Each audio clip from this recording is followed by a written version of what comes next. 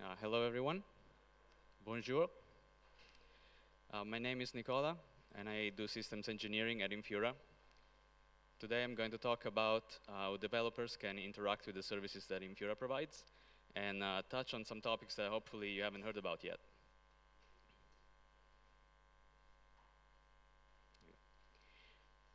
First, a brief introduction. If you haven't heard about Infura, our mission is to facilitate access to Ethereum and the opportunities it provides. We've always believed that only through widespread adoption can the potential of Ethereum be fully realized. And one way that we try to help achieve this goal is by providing infrastructure as a service. Having provided this service over the last 2 years has put us in a privileged position to witness the growth of the Ethereum ecosystem firsthand. And that growth has been explosive for both Ethereum and us. We now have more than 15,000 registered developers. We serve over 7 billion requests per day and transfer roughly 1.6 petabytes of data per month. In 2017 alone, we have relayed transactions that have moved more than 7 million Ether, with 5 million Ether more relayed in 2018 so far. And most of this growth has happened over the second half of 2017. Here is a view of the transactions that we have relayed since last July actually, in terms of Ether transferred. You can see that it's going up all the way to December, and that huge spike in December corresponds to the time when CryptoKitties launched. But even when traffic normalizes over time, spikes like this are not infrequent. They actually continue to happen as the ecosystem grows and interest grows. This is another view of contract calls corresponding to the ETH call RPC method that we have processed.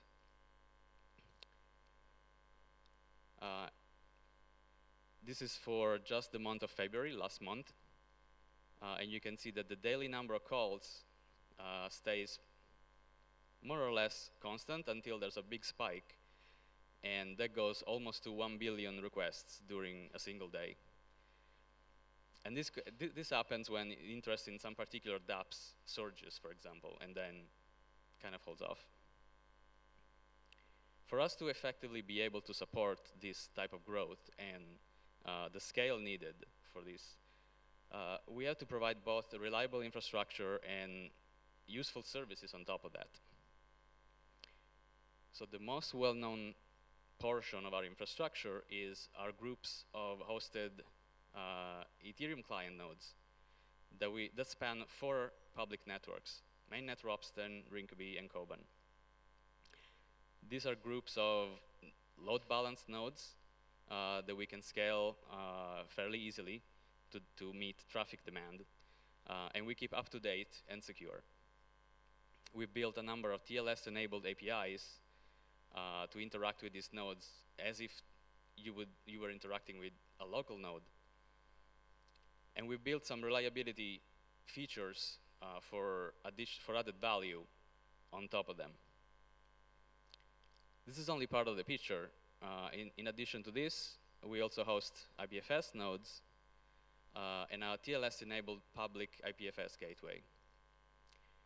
We're in the process of building additional decentralized storage products that we'll detail in the near future. We built a middleware layer that we called Ferryman, which has given us insight on the different characteristics of different requests that we receive, and has let us make some smarter architectural choices. Today, Ferryman takes care of a number of features. Smart routing. We're able to route requests, for example, by RPC method or other metrics to different parts of our infrastructure.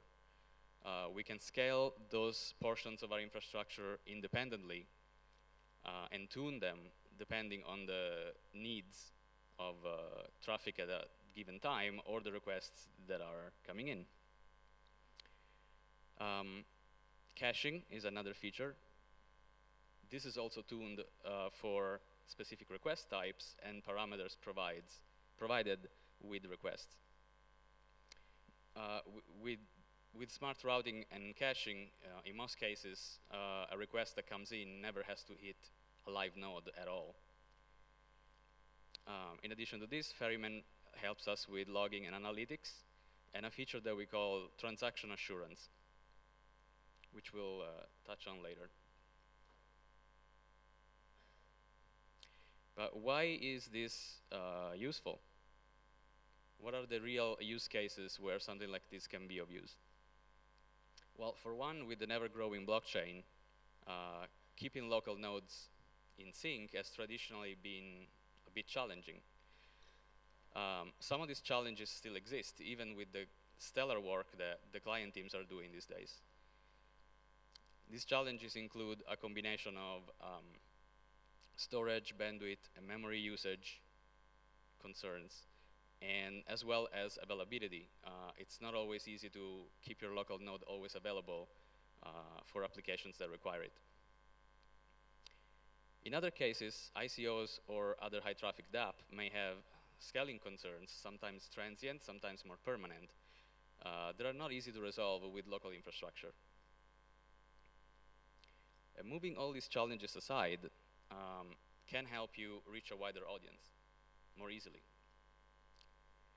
For example, the zero client approach, by connecting your application to remote infrastructure, specifically Infura in this case, has helped MetaMask reach and surpass 1 million installs.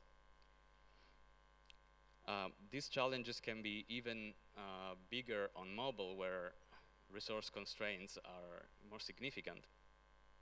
And using the same approach, Cypher browser has been able to attain usability for their DApp browser and mobile wallet. There's another scenario where this can be of use. For example, a hybrid approach, where you have your application connect immediately to the network by using remote infrastructure until the local node is ready. This, for example, is a direction that the Mist team is going towards in their current code base, and that Status has also been pursuing, also using Infura. There are some cases in which the scale required simply needs novel solutions to be developed. This was the case for the launch of CryptoKitties, and these solutions are often not easy to implement on local infrastructure, as the scale needed is just too great. In other cases, it's simply useful in and of itself to have dependable gateways to decentralized services. And this is what Uport has found when in the IPFS gateway that Infura provides.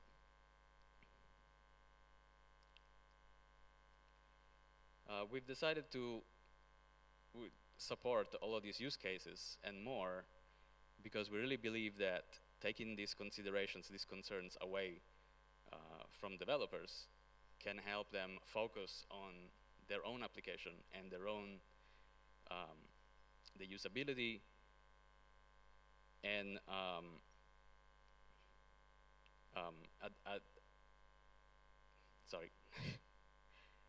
the usability of their own application without having to think about these concerns. None of this infrastructure would be of any use if you didn't have a good way to interact with it. So we built a number of APIs for this purpose. The first one, and possibly the well-known that we offer, is the JSON RPC API. This currently supports 38 RPC methods, and you can use it via well-established libraries and frameworks the same way that you would use your local Ethereum node. This, as I said before, is accessed through TLS-enabled endpoints. And one thing that we do not offer over this API is account management. for security reasons. We don't want to store your private keys so that you don't have to trust us with them. And here's a simple example that I hope you're able to see of how to use this API. For example, with curl. This uses the itBlockNumber methods to retrieve the current block number from your node, in this case from the nodes that we provide. We are using the mainnet endpoint that we have. We're providing the API key that you get when you register for our service. And you get a JSON response like the one that you see here. So it's pretty simple. In addition to this, we've developed a REST API, which is compatible with the JSON RPC, and it offers all of the same methods that we have in the JSON RPC API, but with the more intuitive REST format. By its nature, this API allows us to do smarter caching strategies, and also has a lower latency at the edge globally, independent of geography, by using a CDN. So here's an example. This is the same call that we saw before for the JSON RPC API, again using itBlockNumber, again on the mainnet endpoint. And we get the same JSON response as before, but with a simpler call. More recently, we have added support for WebSockets with 3 TLS-enabled endpoints on mainnet, Ropsten, and Rinkeby. We still consider this to be in public beta, but these endpoints are live and you can already use them. They have support for filters, as well as the get pub/sub interface, which is ideal to subscribe to live events like new blocks, logs, receipts, and others, and receive them as they come in. We plan to add support for the parity pub/sub interface in the future, but for right now, we're only supporting the get interface. So here's a slightly more complex example, this time using Web3.js 1.0. Here we create a WebSocket provider. Actually, I can probably do this, yeah. We create a WebSocket provider, pointing it to our mainnet WebSocket endpoint. We subscribe to new block headers, and then simply log down here block header data as it comes in. You can adapt this example pretty easily to subscribe to any other event that the get interface supports. And I should also mention that all of these examples are going to be on our new documentation section on our website that we're in the process of revamping. I mentioned earlier a feature called transaction assurance. This is enabled on all our APIs, and its purpose is to make sure that transactions that go through our infrastructure don't get lost, particularly in cases where the Ethereum network is congested, as we've seen recently. To this end, we store transactions and some associated metadata in our systems until we're able to verify that they've been relayed. We use multiple relay nodes, which are custom tuned for performance, and they have a larger TX pool size. And we offer detailed information on these transactions as it relates to this feature on our dashboards.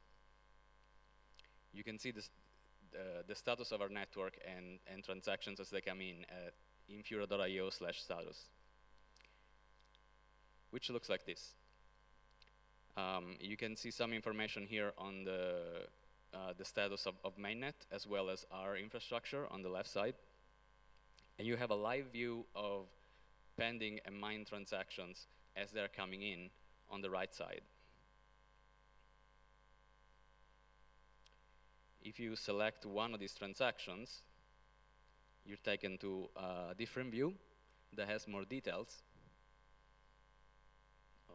on the right side here. And on the left side, there's more details relating to transaction assurance. So you can see when the transaction was received by Infura, how many send attempts were necessary before the transaction actually went through. You can see when that happened and how long it took to mine the transaction. And you'll be able to see even more detail in the future. In addition to the APIs I just talked about, we have two more. We've developed a security API that at the moment serves blacklist data maintained by MetaMask and the community. MetaMask uses this to warn users and try to help prevent them from sending their funds to phishers and scammers on phishing sites. You may have seen it in action if you've used MetaMask. The other one is a market data API that shows pricing data for 61 currency pairs with data retrieved from several exchanges. This includes fiat currencies, cryptocurrencies, and tokens. You can find documentation for all of these APIs like I was saying, in the documentation section on our website at infura.io/docs. And this is what that page looks like. This also gives you access to other support resources like our Gitter and our ticketing system.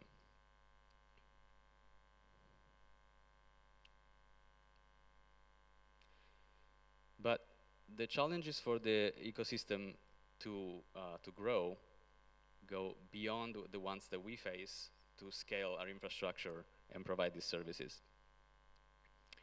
To really drive adoption and mature, exceptional tooling has to be available, and collaboration among different teams is necessary for some exciting projects to move forward. In fact, we believe that this type of collaboration is one of the best parts of Ethereum, and we also realize that we can help both with the services we provide, but also with the expertise that we have developed over time. So here are some examples of where we have been focusing our efforts.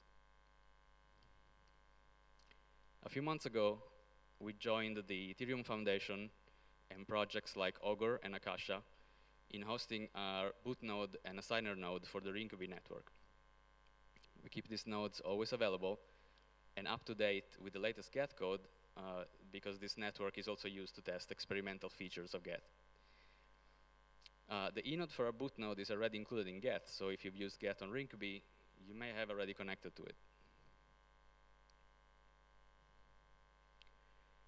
0x was an example of a project that we have collaborated with during their ICO to provide support and ensure smooth sailing.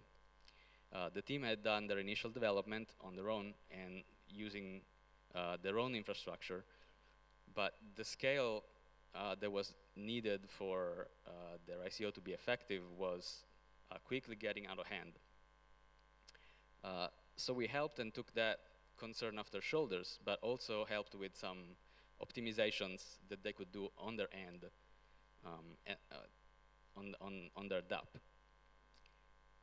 This collaboration continues today in the context of the Solidity Gas Profiler, a project that was started at the ETH Denver Hackathon to provide insight and optimize gas usage in smart contracts.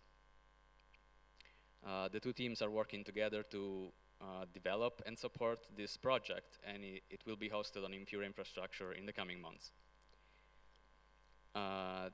It will be supported by dedicated nodes that expose a secure subset of the debug API, which is a feature that we normally don't offer with a regular offering. This type of collaboration that includes both infrastructure and development continues with Redder Relay, a decentralized token exchange that is built on the 0x protocol. and for which we are providing persistent, dedicated infrastructure and on-call support from our engineers. This type of collaboration that lets us help developers with real use cases helps us understand what the real problems that developers are facing are, and lets us work together with them to find solutions that end up benefiting everybody in the ecosystem. This also happened when when CryptoKitties launched. The CryptoKitties launch really pushed the boundaries of the Ethereum network. And this affected us directly as the backend for MetaMask, since MetaMask was the default wallet promoted by CryptoKitties. But it forced the whole Ethereum ecosystem to take a good look at the current state of technology and at what scaling solutions might be needed for the future to ensure that something like this works without a hitch.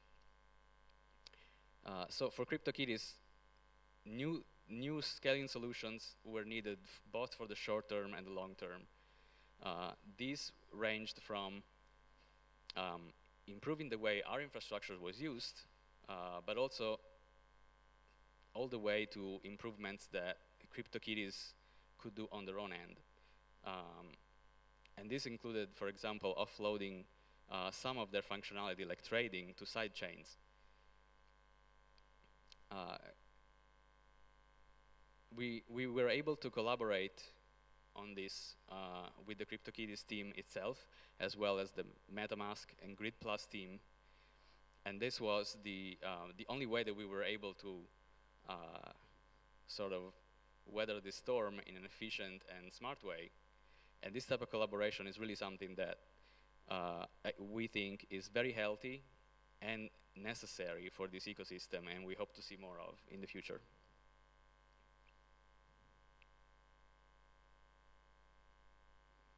Itcast Station is an example of a tool that has gained a lot of traction. You may have already used its analytics to either find optimal transaction fees or gain insight on the state of the Ethereum network. We've been collaborating with the lead developer on Itcast Station on bug fixing and code refactoring. And we're proud to announce that we'll be hosting the official Itcast Station on our infrastructure soon. You can also, you will also be able to access the same analytics that Itcast Station provides through a new GAS API.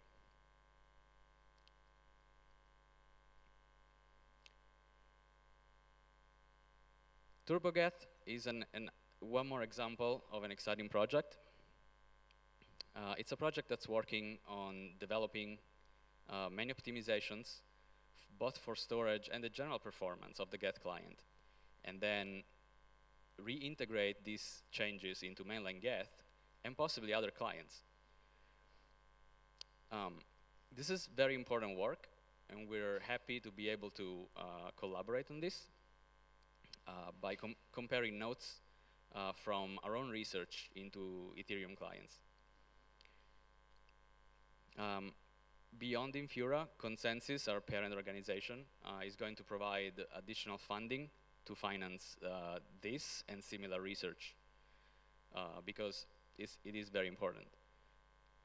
And other projects like Gitcoin and Bounty's Network will be rewarding efforts from the community to get involved.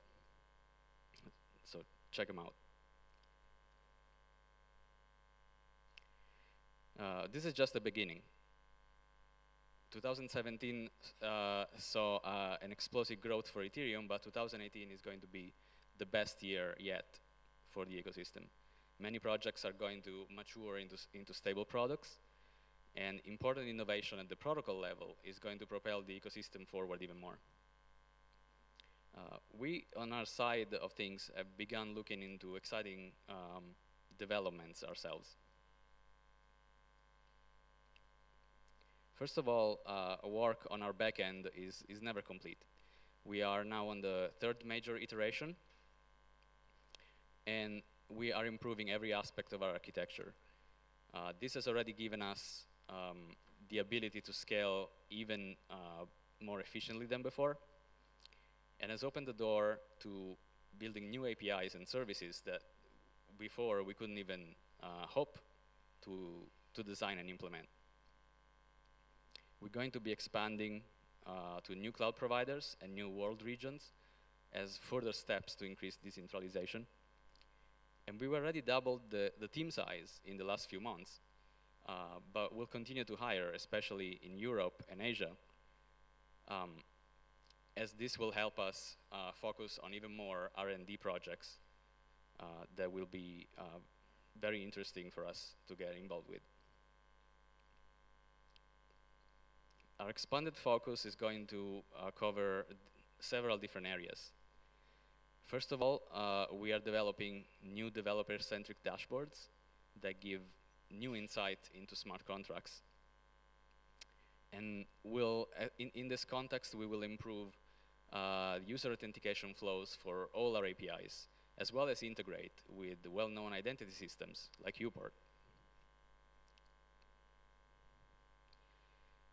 Here's what part of our developer dashboard is going to look like. You can see on the left side portions where you'll be able to manage your account details as well as your two-factor authentication and that sort of things. But also on the right side, you'll be able to manage all your API keys, which is a long requested feature that we haven't had live yet. These dashboards will give you a personalized view into transactions from a source or destination that you care about, which might be tied to one of your projects or just otherwise a source or destination that you have bookmarked on our dashboard. You will also be able to see contract calls to smart contracts that you have deployed yourself or that you have decided to follow for whatever reason. And you can see an example right here. And this is just a sneak peek, but there will be a lot more data that you'll be able to see in the future as well. In addition to this, stay tuned as we'll show a prototype of a decentralized certificate authority that we've been designing.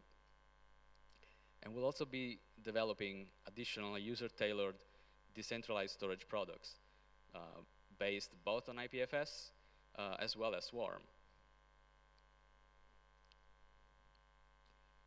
So to stay up to date on all these developments and more, go to infura.io/signup, register, and it's very easy, and you'll get an API key. Do it now. So this concludes the first part of our presentation. Thanks for listening. We'll have a Q&A session now where we'll be able to answer your questions. And for that, let me introduce my colleague Iji, co-founder of Infura and chief of infrastructure.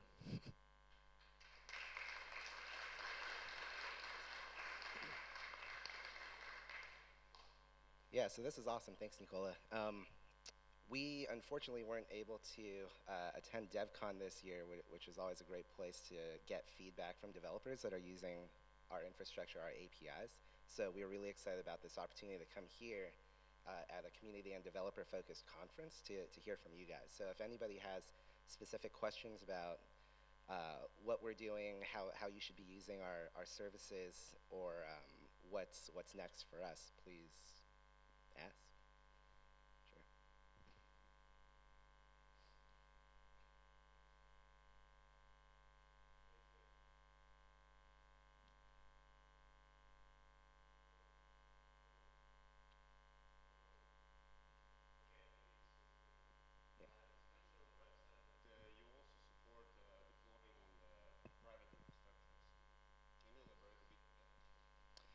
So by private infrastructure, it's sort of the dedicated infrastructure deployments that we've referred to, people that needed dedicated capacity to ensure that their token sale was well supported, or that their specific use case was requiring specific features such as the debug APIs that some people have requested. We've been able to do that for them. In the past, we had also done some stuff with private chains, but that was more related to solutions work that we were doing as part of Consensus, and now there's a specific group within Consensus that's working more on that so that we can focus on mainnet right now.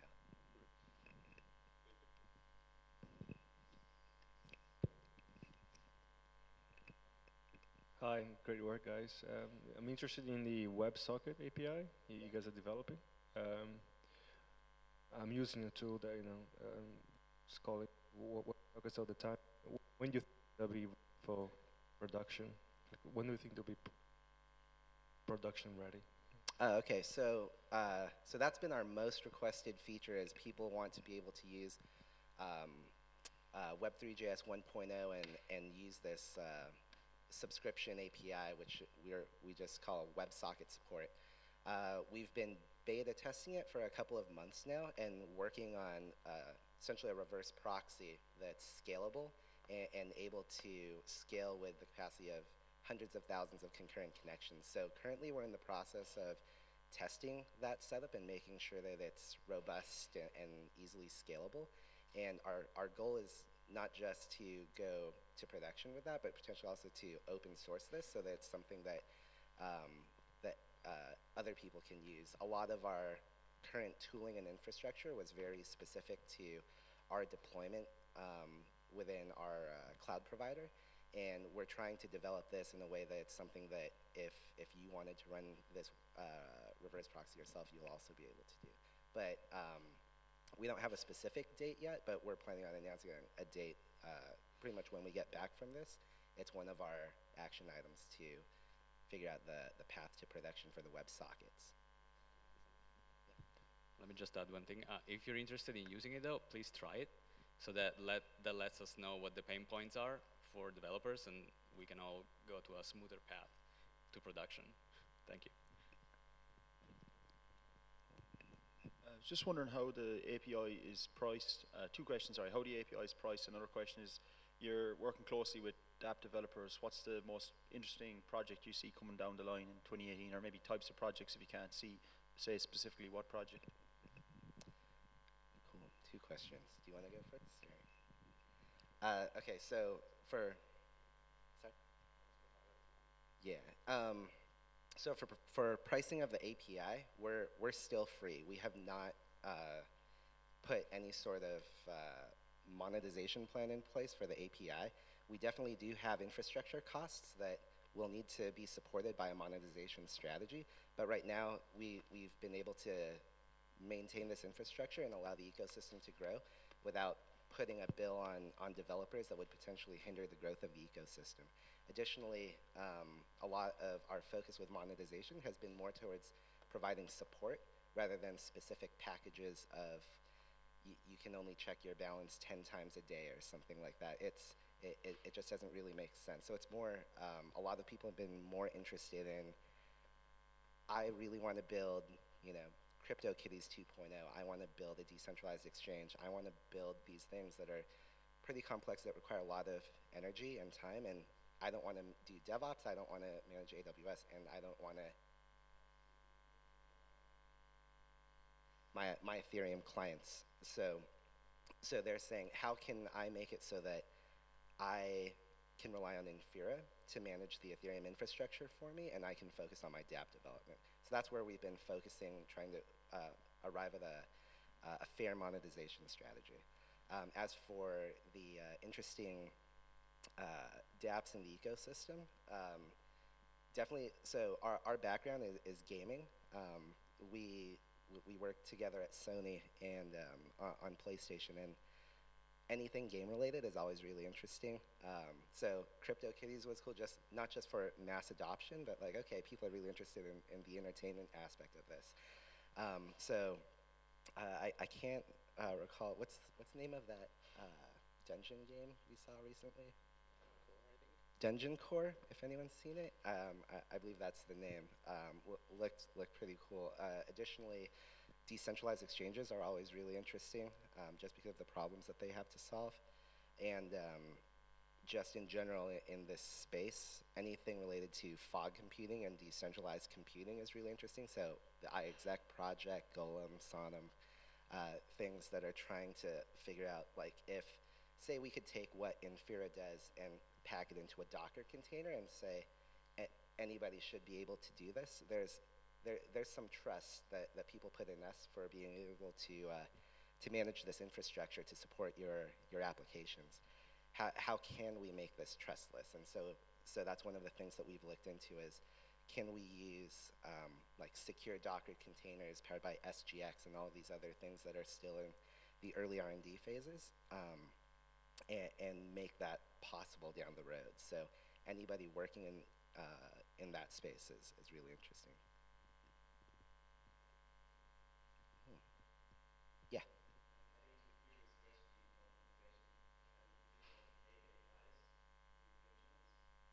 Yeah. Yeah. So that's one thing that we've been looking at.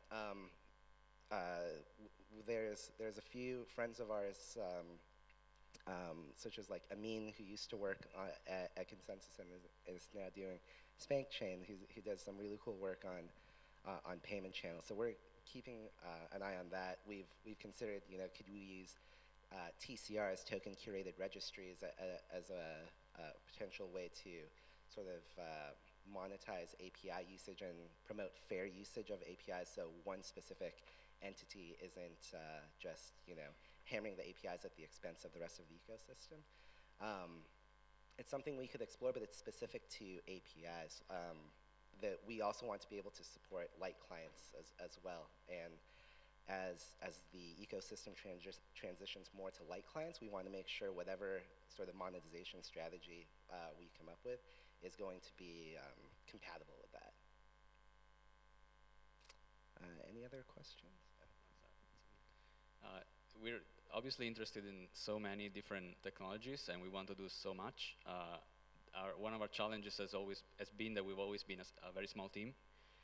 So recently we've been able, like I was saying, to increase the team size noticeably, and that has helped us a lot.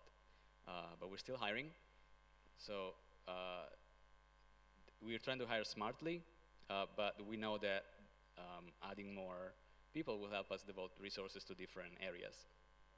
So I think they also want me to mention that if you email jobs@infura.io, you can get in contact with us if you're interested. So please do that. Any other questions? All right, thank you, everyone.